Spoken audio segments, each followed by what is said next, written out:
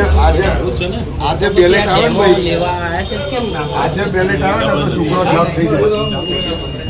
તો પછી અમને ડેમો આપવા દો. આજની તારીખમાં હા તો આવી જાવ ને. પણ ડેમો લઈને કરું હું તમને કહું, મને એ ખબર તો પડવાની નહીં કે મેં એબીસીબી ના લ્યો, મેં મોર બાર પર એસીબી માં જો કોઈ સીબી દો તો ડેમો લઈને શું મતલબ છે?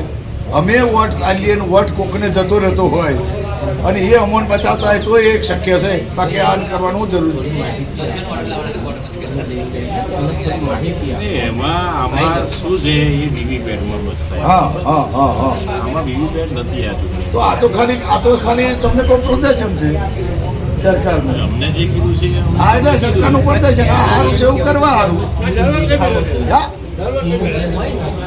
ભાઈ આમ તો સારું જ છે ને તા.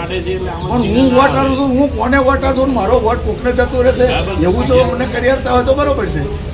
એ તોય છે નહીં એવું કે એના માટે બધી પહોંચગઢ છે. છતાંય સરકારના ગાઈડલાઈન પ્રમાણે તમે ટ્રાય તો કરો.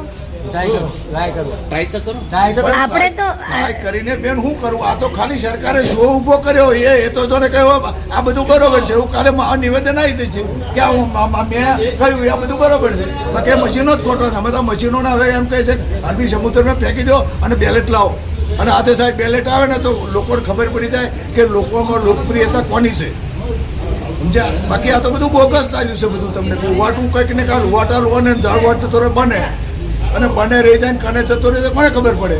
એમને આમ તો આ સરકારો ચાલી, એમને આમ તો આ 10 વર્ષથી આ વીવીપેટ વાળી આ મશીનવાળી સરકારો ચાલે.